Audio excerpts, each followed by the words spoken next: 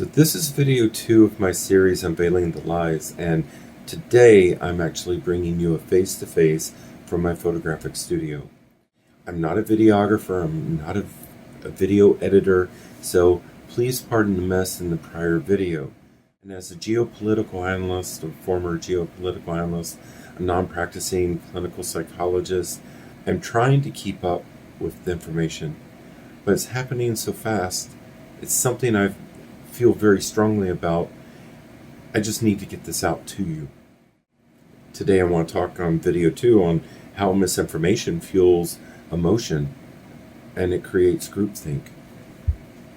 So if we continue the discussion from the last video, we're basically navigating this new environment of deception, propaganda, and the abuse of power. And we are very aware now, that there are those that are demanding our obedience. They are generating a lot of noise using modern technology and AI. They're filling our feeds with bot-generated communications and responses and headlines, trying to blur the lines between the truth and what they want us to believe.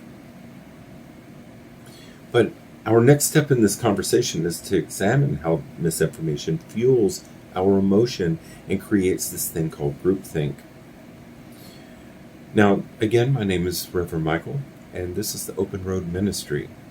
Normally, I'm ministering out of the back of my Jeep, going to the more dispersed communities throughout our great nation and ministering to the disabled veterans and displaced individuals. But right now, we're living in an age of rapid information. And I feel that this topic is incredibly important because what I'm seeing now is what we feel as individuals and as a society matters more than what we actually know. It is what I call this emotional engine, our internal reactions of fear, anger, and pride. And when fear, anger, and pride is manipulated, these emotions become tools, shaping our opinions and dividing our communities while silencing truth. And much of the content that we are consuming today, it is engineered to provoke us, to stimulate this emotional engine. The clips are edited, the texts are taken out of context, and headlines, they're not written to inform, but rather to inflame us, to invoke an emotional response. This is, in its purest form, emotional manipulation. It's weaponized to sow suspicion, hatred, and confusion. And we have to understand how this works. I mean, we've seen it before. It comes in a viral headline like, they're eating the cats and the dogs. Or it's an out-of-context clip showing two people with the wrong salute. Or a story that tugs at our outrage, talking about trans youth or maybe drag queens in a school. Book burning or bans, or even now the concentration camp that we have. We see it. We see the headlines, we see the clips, and we share it. And not because it's true, but because it felt true. It might have been something that we wanted to hear or something that a group tells us that we needed to hear. And this is it. This is exactly what they want. This misinformation, it doesn't need to be clever either. It just needs to be emotional and tug on that emotional engine that we have. It just needs to have a headline that is crafted to enrage, or a photo that is edited to deceive, or a slogan that simplifies complex issues that divide us into us versus them. And I mean, these messages are not accidental. They are designed to bypass our reason and go straight to our guts. And once our emotions are triggered, we stop analyzing and we just start reacting. Hit the share, hit the share, hit the share. I mean, And then we start to look for others who agree with our point of view. We look for friends and groups and even influencers that share our ideologies. And you begin to reinforce your emotional response through the repetition of the messages you consume and the community validation that you seek. And this is the gateway to groupthink. See, groupthink, it occurs when you stop thinking independently. You take the message or the narrative of the group, and we echo the slogans, we recite the talking points, we conform to the crowd's message, even without questioning why. Even if the message that we are sharing is ridiculous. And we know it is. They're eating cats and dogs. It's the perfect example of this. That was shared millions and millions and millions of times, even though individuals knew that it was ludicrous. See, it invoked an emotional reaction, and misinformation thrives upon such emotion. See, fear makes us cling to certainty, anger makes us reject nuance, and our pride, it makes us defend what we have not examined. And when a group shares the same emotional responses, it becomes so easy to manipulate, so easy to control, and so easy to lead. And we can look at history, because history warned us. And yes, the 1930s, Nazis used propaganda they turned the economic frustration of the people into hatred, and they used the Jews as a scapegoat. And once they went after the Jews, they went for the weak, they went for the unemployed, they went for the gay, they went for the immigrant, and they went for those who opposed their views, like the politicians and the news, the press, the media. What they did is create an environment like what we have now, of us versus them. I mean, today we see the similar tactics that are being used to vilify protest movements like the Black Lives Matter, to vilify trans youth and the LGBT communities, and migrants and asylum seekers. And this is ongoing across our nation. It started in Florida and moved to Texas and went to New York, and now it's in LA. And where is it going to go next?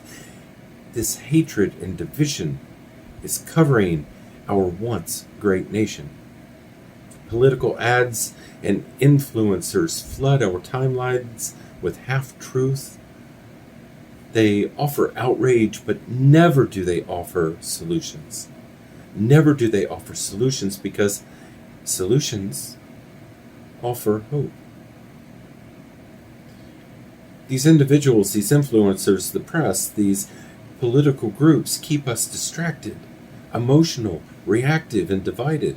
And just when the outrage for one topic begins to fade, a new narrative arrives every 2 weeks. This is the mechanics of manipulation, and it's very simple. You flood the social media with their truth, which is repeated, and it's emotionally charged. And the more we feel, the less we pause to think, and the less we pause, the more we begin to conform to what they want us to be. I mean, there are signs. I mean, you can look around you today and you'll see the signs of manipulation. Signs of manipulation include language extremes, words like always, never, evil, fake, pure. Those are all red flags of manipulation. Or an aggressive tone. The speaker trying to inform or to inflame you. They're asking you indirect questions, trying to lead your response instead of asking you for your opinion. But sometimes they'll be really angry and sound firm and loud because they want to enrage you. You will mimic the emotion that they're presenting. And I mean, another indicator that the messaging you're listening to is misinformation meant to manipulate, is the message provides you with a sudden emotional reaction. If a message stirs instant anger or fear, you need to pause before you believe it. And you need to start researching, confirm, validate that message. And if the messages are coming out and it's scapegoating, like an entire group like immigrants or the LGBTQ plus community or the press is blamed for something, like spreading false information about this or doing this, that's classic propaganda. This is you versus them, and this is what they use to divide us. It's always someone else's fault. They did it, not me. They're responsible, not me. And in the mix of that misinformation and scapegoating, there's always missing context. I mean, if it feels too simple, it probably is. And truth is rarely one-sided. And if truth is always followed by the evidence will be released in 2 weeks, well, then there is no evidence. It's just manipulation until the next narrative arrives. And these tactics are not random. They are very, very deliberate. And they echo the tools of fascism. And the tools of fascism are repetition, emotional appeal, dehumanization, and enforced conformity. And this came from Mein Kampf, written while he was in prison.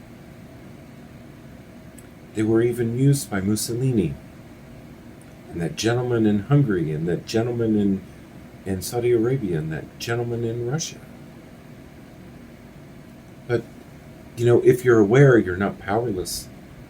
The real power is in our pause, our response, and we can resist because if we retrain ourselves, such as slowing our reaction down, asking why do I feel this way and who benefits, we take away their power.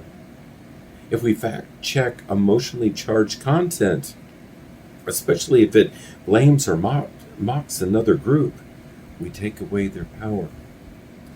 If we diversify our sources, because there are only 4 news agencies that control 90% of the noise that we consume.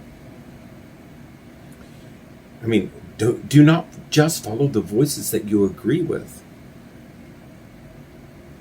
Go out and search and find opposing views. By informing yourself and diversifying your sources, you take away their power. And if you start to recognize the patterns like repetition, fancy slogans like Maha and MAGA and blah blah blah, or the name calling, New Scum and Dirty Diaper Donald or Taco or any of these other blah blah blahs, and fear-based styled appeals like they're coming to take your jobs, they're criminals, they came here illegally, or they're teaching your children to become trans, drag queens are going in to rape women in bathrooms. This is fear-based styled appeals trying to evoke your emotion. And if you recognize that those patterns of repetition, slogan, and name calling, you take away their power.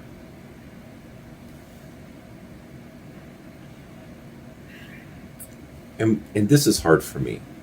This one is really hard for me.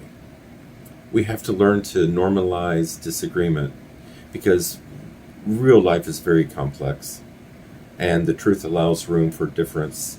So we've got to listen to each other and encourage open discussion. I spent 30 years as a geopolitical analyst. I'm very firm in my beliefs about democracy and the truth.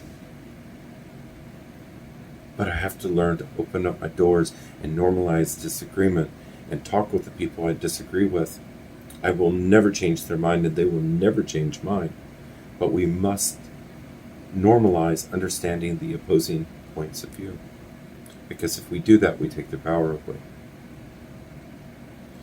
And we also must be willing to stand alone, because resistance begins with someone like you, like me. Someone who's standing alone, asking the question, is this right? Is the United States having concentration camps across this country? Right? Is paying unqualified individuals $150,000 to $250,000 to be ICE agents just because they have an open carry permit, to go around detain people who did things right, who came here as asylum seekers, who had their green cards, who were going to their hearings, doing what was right, following the law and the processes? Is that right? We must ask, and we must stand up for that, because if we do, we take away their power. I mean, this is the antidote to manipulation. It's called awareness. And we are not powerless in the face of this information that we're just bombarded with, unless we surrender our attentions and our emotions without question. But the purpose of this series is to make you ask that question, to make you aware of what is triggering your emotional response. See, truth takes effort, and so does freedom. I lost so many friends fighting for freedom, fighting for our freedom and fighting for the freedom of others. And if we value truth and we value freedom, if we value either of those, we must commit ourselves to resisting the lies that are flooding our airways, that are being told by our politicians. My name is Reverend Michael, and this is my Open Road Ministry. I want to thank you for joining me today, and if this message and the previous spoke to you, I hope that it earned your subscription. Please click the like button and notification bell. And if you want to help support my mission further, there are donations below. Normally, this is not how I minister, but in face of these times, I feel that I have to bring my face to this subject, because it's something I firmly believe in. It is required to bring justice into a world where justice has failed. There are individuals that require our attention. They require our hope. They require our action. Constitution applies to everyone in this country. And we are losing the Constitution one amendment at a time. So again, my name is Reverend Michael, and I hope that you walk with today in peace and in clarity.